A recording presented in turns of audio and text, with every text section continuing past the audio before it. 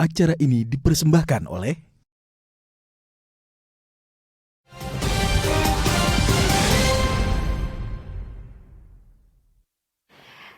Terima kasih pemirsa, masih di Special Hood 19 tahun DAI TV memberikan dampak menggerakkan kebaikan. Pemirsa, tidak hanya menyiarkan tayangan inspiratif, DAI TV juga turut mengimplementasikan cinta kasih kepada sesama melalui gerakan DAI berdampak menggerakkan kebaikan. DAI TV menunjukkan kepeduliannya dengan membangun jembatan di Sumba Barat Daya, Nusa Tenggara Timur. Ada pula membangun toilet bersih dan juga satelit air di Desa Wanajaya, Karawang, serta menanam pohon di bantaran Sungai Ciliwung, Jakarta. Berikut tayangannya. Di usianya ke-19 tahun, DAI TV menularkan virus kebaikan hingga ke timur Indonesia. Melalui program DAI berdampak menggerakkan kebaikan, pada Mei 2026 di Sumba Barat Daya, Nusa Tenggara Timur, Jembatan Cinta Kasih resmi berdiri mengatasi kebutuhan infrastruktur di atas Sungai Polapare yang menghubungkan Desa Bondobela dan Desa Rita Baru. Sungai ini selama bertahun-tahun menjadi tantangan dan pembatas aktivitas warga. Derasnya arus sungai kerap menghambat mobilitas warga, bahkan mengancam keselamatan mereka yang harus menyeberang untuk berkebun, bersekolah, berobat, dan berbagai aktivitas lainnya. Lebih dari sekedar rangkaian baja dan konstruksi yang menghubungkan dua tepian sungai, Jembatan Cinta Kasih merupakan wujud nyata, kepedulian, dan kolaborasi berbagai pihak. Kehadirannya terwujud melalui sinergi antara DAI TV, BRIN, dan Vertical Rescue Indonesia bersama para donatur dan masyarakat yang memiliki visi yang sama untuk menghadirkan akses yang lebih aman bagi warga. Ini sungai dalamnya 2 meter. Kami tidak bisa lintas setiap hari. Maka dari itu kami senang bahwa ada jembatan. Semoga nanti adik-adik kami bisa sekolah dengan lancar, sering ketemu orang tua, dan sudah gampang pergi kemana-mana. Kini warga tidak lagi harus mempertaruhkan keselamatan saat menyeberangi Sungai Polapare. Anak-anak pun dapat berangkat ke sekolah dengan lebih tenang, menapaki langkah menuju masa depan tanpa dihantui risiko yang selama ini mengiringi perjalanan mereka.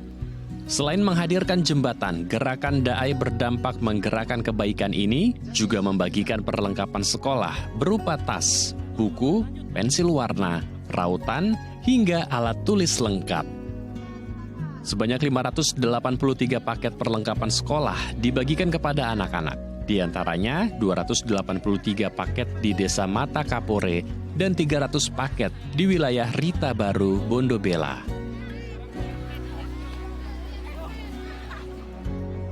Selain di timur Indonesia, DAI TV juga memberikan dampak positif di daerah Karawang, Jawa Barat. Di SDN Wanajaya 3 Karawang, ratusan murid dan guru harus berbagi 2 toilet dengan kondisi yang rusak dan air bersih yang tidak selalu tersedia. Pada Juni 2026, DAI TV bersama para mitra, diantaranya PT Agrina Sawit Perdana, Lieko Foundation, One Indonesia, membangun 2 toilet baru, merenovasi 2 toilet lama, dan menghadirkan akses bersih di sekolah ini. Pembangunan sanitasi menjadi bukti bahwa DAI TV ingin menghadirkan lingkungan sekolah yang nyaman, sehat, dan dapat menjaga kualitas kesehatan para murid. Ya, jadi alhamdulillah hari ini kami dari DAI TV selesai mengadakan program DAI berdampak menggerakkan kebaikan, di mana kami dari DAI TV bersama dengan donatur relawan Yayasan Buddha Suci dan Partnership telah membangun 4 toilet, dan kita juga membuatkan 1 satelit air, di mana memang sebelumnya di Desa Wanajaya ini merupakan desa yang kesulitan air bersih. Tak hanya NTT dan Karawang, DAI TV juga melakukan aksi menjaga bumi dan lingkungan. Pada Juni 2026, DAI TV melakukan aksi menanam pohon di bantaran Sungai Ciliwung, Jakarta. Melalui program Tanam Kebaikan 2026, DAI TV bersama berbagai mitra dan komunitas masyarakat peduli lingkungan atau MATPECI menanam 350 bibit pohon di sepanjang bantaran Sungai Ciliwung Depok hingga Ciliwung Pancoran. Bibit ini terdiri dari 5 jenis tanaman buah, dan 5 jenis pohon langka. Di antaranya menteng, gandaria, jamblang, bisbul, dan kemang. Pemilihan bibit tanaman langka ini menjadi bagian dari upaya melestarikan keanekaragaman hayati yang kini semakin jarang dijumpai.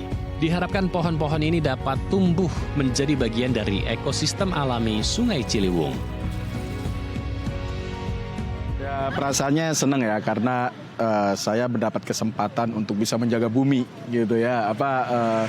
Walaupun ya dengan menanam pohon nggak banyak, tapi upaya yang saya lakukan itu adalah bagian dari upaya saya untuk menjaga bumi dengan menanam pohon agar bisa bermanfaat buat lingkungan, buat masyarakat. Karena satu pohon yang kita tanam itu banyak manfaat yang kita dapatkan seperti oksigen, buah, dan mungkin juga bisa mendatangkan hewan-hewan gitu kan, untuk kembali kita bisa mendengarkan suara burung gitu kan, ngelihat hewan-hewan seperti tupai dan lain sebagainya yang ada di sini lagi gitu.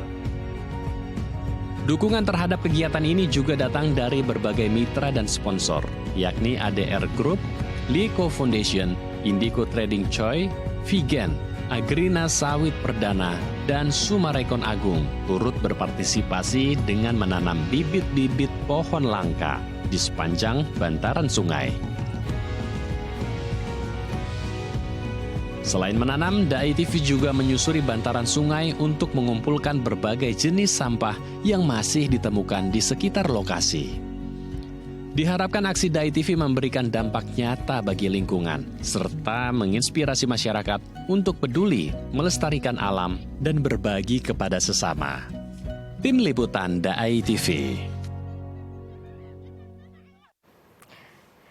Ya pemirsa, tadi kita telah saksikan bagaimana suatu gerakan memberikan dampak dan gerakan kebaikan ini juga telah memberikan dampak yang nyata. Nah, untuk mengetahui lebih lanjut mengapa Dai TV ingin terus konsisten menggerakkan peran ini dan siapa saja orang di balik gerakan yang turut mendukung adanya kampanye ini, langsung saja ini telah bersama kami di studio ada Bapak Paulus Florianus selaku Head of Corporate Communication Dai TV, ada Prof. Ali dari BRIN dan juga Bapak Acong selaku perwakilan dari donatur, dan juga telah bergabung bersama kami Pak via daring yakni ada Kak Mariana selaku inisiator dan pejuang mimpi dari program MJN Dai TV. Apa kabar semuanya? Kabar baik. Baik, terima kasih. Selamat siang juga Pak Paulus, Prof. Ali, dan juga Bapak Acong dan juga Kak Mariana di sana. Kita langsung saja membahas kolaborasi dari kampanye memberikan dampak menggerakkan kebaikan ini tentunya sudah diwujudkan dengan hadirnya 2 jembatan yang telah dibangun. Ini kolaborasi yang begitu mulia sekali dan ini di tahun 2025 sampai dengan 2026 ini 2 jembatan telah dibangun dan nantinya akan terus dibangun begitu ya setiap tahunnya ya, kita doakan hingga 8 jembatan. Saya ingin ke Pak Paulus terlebih dahulu.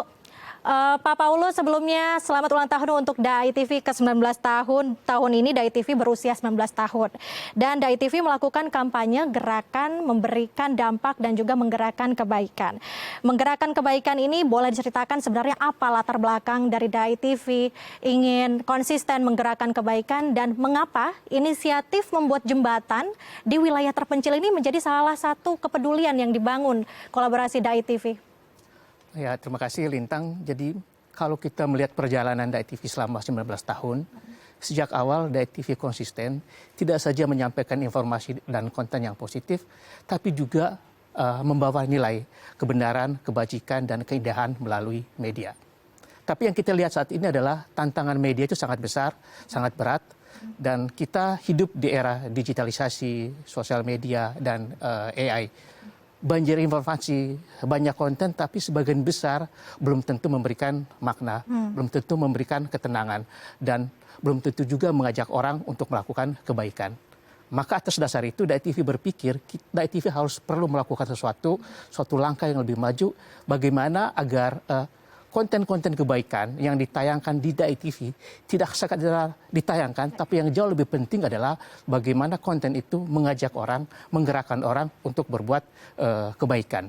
Jadi itulah sebabnya Dai TV pada hari ulang tahun yang ke-19 ini, tema utama kita adalah Dai TV memberikan dampak, menggerakkan kebaikan. Dan yang jauh lebih penting juga adalah dampak dalam hal ini bagi Dai TV adalah bukan dilihat seberapa banyak orang yang menonton, apakah viral atau tidak, tapi yang jauh lebih penting adalah apakah konten yang ditayangkan oleh Dai TV bisa menggerakkan orang untuk berbuat kebaikan. Dan saya kira ini salah satu peran yang sangat penting yang harus dilakukan oleh media, tidak saja membuat orang tahu, tapi membuat orang peduli. Tapi yang jauh lebih penting lagi, setelah peduli, mereka melakukan sebuah tindakan. Tadi pertanyaan kedua adalah kenapa jembatan dan kenapa di Sumba. Pendiri Dai TV dan juga Yayasan Buddha Seci, Master Cheng Yen, selalu mengharapkan kepada Dai TV untuk selalu peduli dan terhadap penderitaan manusia, terhadap orang-orang yang susah. Master menyerahkan kepada Dai TV agar Dai TV lebih banyak memberitakan, menayangkan orang-orang yang kesusahan, orang yang hidupnya susah. Tapi yang jauh lebih penting juga adalah bagaimana Dai TV mengajak orang untuk memberikan hati mereka untuk membantu orang keluar dari penderitaan. Dan kenapa jembatan? Nah, ini penting juga bagi Dai TV, jembatan itu bukan hanya sekedar infrastruktur. Jembatan bagi Dai TV adalah persoalan kemanusiaan, persoalan penderitaan. Dan waktu teman-teman Dai TV ke Sumba, kita melihat bagaimana masyarakat di sana mengalami penderitaan. Anak-anak kesusahan untuk ke sekolah, ibu-ibu susah ke pasar, bapak-bapak susah ke kebun. Di sana banyak anak-anak yang putus sekolah karena memang kesusahan akses.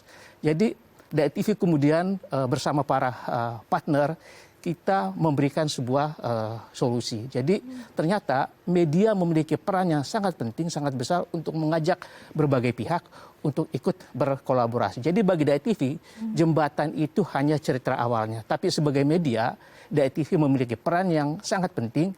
Yang pertama adalah bahwa melalui cerita, melalui konten Dai TV atau media manapun, kita bisa mengajak orang untuk kepedulian, melahirkan kepedulian. Kepedulian akan melahirkan tindakan, melahirkan gerakan. Dan ternyata gerakan atau tindakan itu bisa memberikan dampak. Dan dampak bisa memberikan dampak yang lebih besar, yang lebih luas. Terbukti memang kolaborasi antara Dai TV, teman-teman dari BRIN, terus Vertika Rescue Indonesia, dan dari donatur Koacong, dan semua pihak memberikan dampak yang sangat besar bagi kehidupan masyarakat di Sumba Barat Daya. Oke, baik. Bukan hanya memberikan informasi, tetapi juga mengajak ya untuk memberikan atau berbuat kebaikan. Nah, sebelum ke Prof. Ali dan juga Pak Acong, saya ingin ke Kak Mariana dulu di sana di NTT. Kak Mariana ini salah satu sosok yang juga menjadi inisiator dan juga tim pemberdayaan masyarakat di Sumba Barat Daya ini. Kak Mariana, mungkin bisa diceritakan sebenarnya seperti apa kondisi masyarakat di Sumba Barat Daya sebelum adanya jembatan ini, Kak Mariana? Baik, Kak Lintang.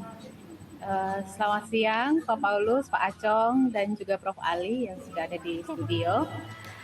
Jadi cerita dari Sumba Barat Daya itu kisah sebelum ada jembatan di sana, bagaimana kehidupan masyarakat di sana sangat kesulitan. Jadi benar-benar sangat terisolasi dari segala layanan akses apapun, baik itu pendidikan, kesehatan, dan juga ekonomi.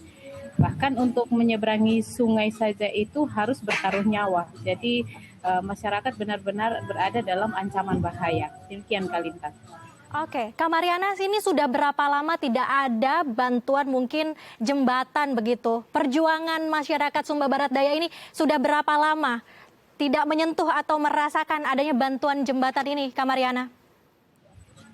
Indonesia ini merdeka kurang lebih 80 tahun sejak jembatan itu dibangun ya. Jadi sekian puluh tahun itu juga masyarakat merasakan kesulitan, bagaimana sangat tertutup dari segala akses, benar-benar terisolasi, Kak Lintang.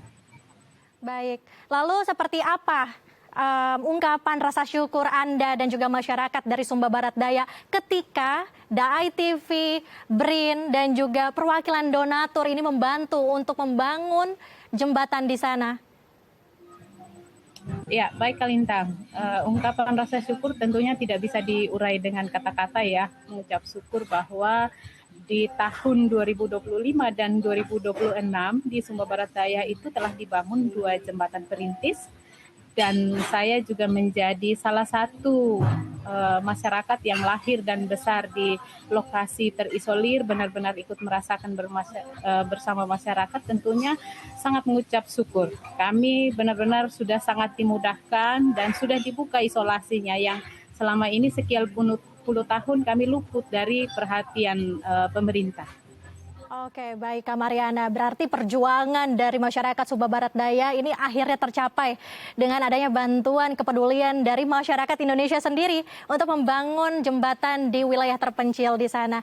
Lalu Kak Mariana, saya akan ke Prof. Ali. Prof. Ali, selamat datang di DAI TV. Prof. Ali ini juga telah lama ya berkolaborasi dengan DAI TV. Tentunya Prof. Ali ini juga menjadi partner DAI TV untuk membangun 2 jembatan di Sumba Barat Daya, di NTT. Baik, secara umum Prof. Ali, sebenarnya apa sih dampak dan manfaat adanya jembatan begitu di wilayah terpencil sendiri? Bagaimana riset yang dilakukan oleh BRIN? Baik, sebelum saya menjawab pertanyaan Kak Lintang, izinkan saya ingin menyampaikan apresiasi dan ucapan selamat kepada DAI TV yang telah menyentuh angka 19 dan semoga terus menggerakkan kebaikan. Terima kasih. Ada hal yang menurut saya menarik dari fenomena Sumba dan kemudian kami mengikhtiarkan pembangunan jembatan gantung itu. Jadi sebuah kisahnya adalah bagaimana kemudian di dalam penelitian beberapa tahun kami di Sumba menemukan adanya keterbatasan konektivitas yang dialami oleh masyarakat di pedesaan Sumba Barat Daya dan beberapa desa di Sumba yang lainnya. Nah, lalu itu kemudian kami jadikan sebuah rekomendasi dan usulan afirmasi agar bisa dibangun jembatan. Berbagai pihak kemudian kami mintakan dan alhamdulillah yang menjawab respon itu adalah kemudian DAI TV dan ada kemampuan memvisualisasikan realitas yang terjadi di sana. Lalu terjadilah pembangunan jembatan itu. Apa yang kemudian dampaknya, dan kami menemukan banyak dampak. Kebetulan 10 hari kami ada di sana kembali untuk mengecek tentang kedampakan adanya jembatan tersebut. Jadi selain masalah mempermudah akses anak-anak untuk sekolah, kemudian masyarakat untuk kesehatan, pelayanan kesehatan, pelayanan administrasi dan sebagainya, menurut saya ada 3 aspek yang lain yang menurut saya yang sangat luar biasa. Itu adalah peningkatan ekonomi dengan mengaktifasikan hemba-hemba atau kebun-kebun masyarakat yang ada di sebelah sisi sana, sebelah sisi yang sebelumnya tidak tersentuh, kemudian diaktifkan. Mengaktifkan hemba atau kebun itu berarti adalah memiliki potensi meningkatkan ekonomi di satu sisi dan pelestarian lingkungan di sisi yang lain. Jadi otomatis adanya jembatan gantung adalah aktivasi hemba.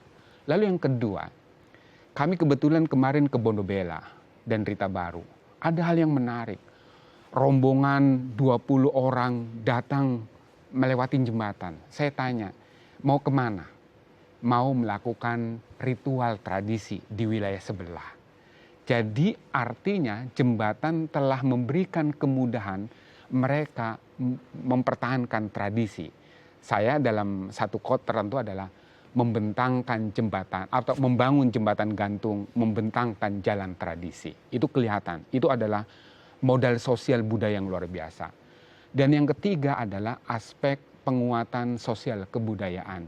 Adanya interaksi sosial yang kemudian terajut secara intensif, itu memungkinkan adanya penghargaan dan toleransi di antara mereka. Sumba itu secara konteks spesifik sering terjadi amuk desa atau tarung desa.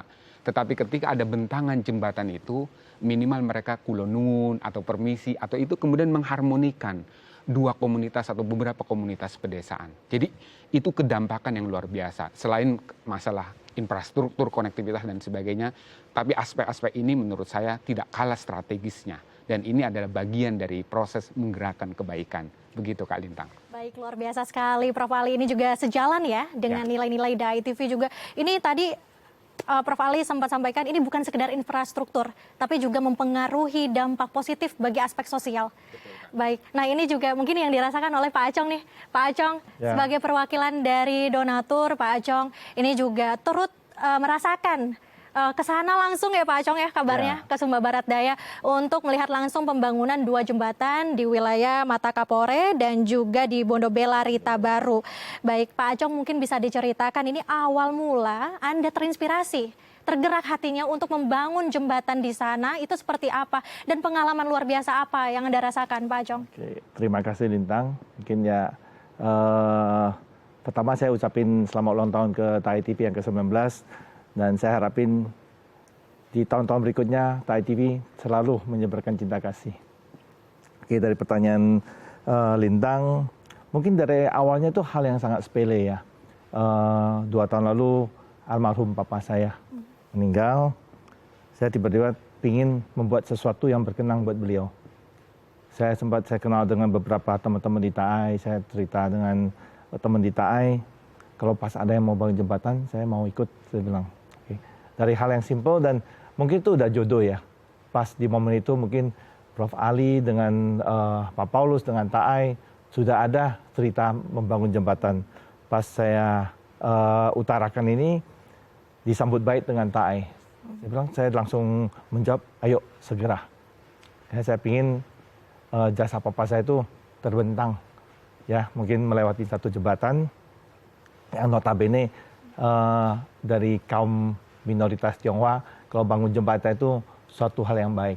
Jadi saya ingin itu, saya pelimpahan jasa ke papa saya, ke almarhum papa saya. Ya, dengan berjalannya waktu kita selalu berkomunikasi dengan pihak BRIN, VRI, TAI. Ya, kita mewujudkan jembatan pertama, yaitu jembatan atas nama papa saya, jembatan Hasanuddin. Di sana saya hadir pas peresmian ya dengan Pak Paulus, dengan Prof. Ali, Pak Paulus kita hadir.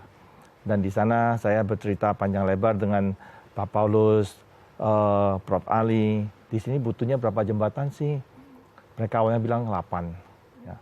Yang awal jujur saya hanya menyanggupi 1 karena saya secara pribadi saya juga sebagai pegawai swasta saya hanya mampu bangun 1. Tapi pas sore siang ya menjelang peresmian, setelah peresmian jembatan itu, saya duduk di sisi kirinya jembatan, banyak anak-anak kecil yang berpakaian seragam sekolah ya. Mereka lewatin lalu lalang. Saya coba mengamati mereka, saya lihat senyuman mereka itu kok bahagia banget ya. Saya tergugah hati saya berpikir ulang lagi, saya coba bertanya pada diri sendiri, mampu gak saya selesaikan 8 jembatan itu dengan sendiri. Tapi dengan kekuatan hati saya bilang, ayo, saya pasti bisa. Saya jalanin dulu. Ya, saya ngomong ke Pak Paulus ya waktu itu ya. Pak Paulus, ayo kita wujudkan 8 jembatan di daerah Sumba. Tapi saya masih ingat dengan Pak Paulus, Pak, tapi jangan ngejar aku waktu ya. Saya bilang, karena saya juga perlu bantuan teman-teman mewujudkan mimpi saya, mimpi masyarakat Sumba untuk bisa punya 8 jembatan. Saya masih ingat, Pak jangan ngejar waktu, itu yang saya tekankan. Karena saya tidak bisa menjanjikan, setahun harus selesai 4, 5, saya bilang saya belum tentu bisa. Ya berjalan dengan waktu, dengan selesainya jembatan 1, kita masih terus berkolaborasi ya dengan VRI, BRIN, dengan TAI. Kita mungkin sebulan sekali ya ada kita pertemuan. Ya mungkin sekali lagi jodoh. Ya, dengan kisah-kisah jembatan pertama, kita coba cerita ke teman-teman.